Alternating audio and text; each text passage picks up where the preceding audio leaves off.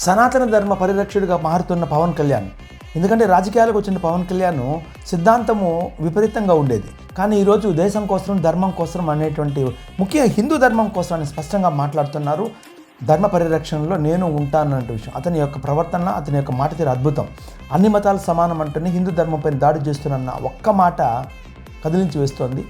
అతని యొక్క రాజకీయ పరిణతికి పరాకాష్ట. హిందూ ధర్మ పరిరక్షక పరిణామ క్రమంలో ఉన్నాడు. ఇప్పుడు వీడియో చూడండి. అన్ని మతాలు సమానం అని చెప్పిన హిందూ ధర్మాన్ని పదే పదే అందరూ సాగు కొడతా ఉంటే మటుకు నాకు ఇబ్బంది అనిపించింది. అన్ని మతాలు బాగుండాలని కోరు, అది నా ధర్మం చెప్పింది. కానీ అలాంటి నా ధర్మం మీద పదే పదే దాడి చేస్తున్నప్పుడు దీనివల్ల ఓట్లు వస్తాయా, ఓట్లు పోతాయా నాకు తెలియదు. ఇవన్నీ ఏ దేవుడైతే ఉనికినిచ్చాడో, ఏ పరమాత్మ అయితే మనకి స్థానం ఇచ్చాడో, ఆయన్ని కాపాడుకోలేనప్పుడు ఎన్ని పదవులు వచ్చినా నిష్ప్రయోజనం. పైగా ఇంకో మిగతా మతాల మీద దాడి జరుగుతున్నప్పుడేమో మనం వెనకేసుకొస్తాం. హిందూ ధర్మం మీద దాడి జరుగుతున్నప్పుడు ఒకళ్ళు మాట్లాడరు.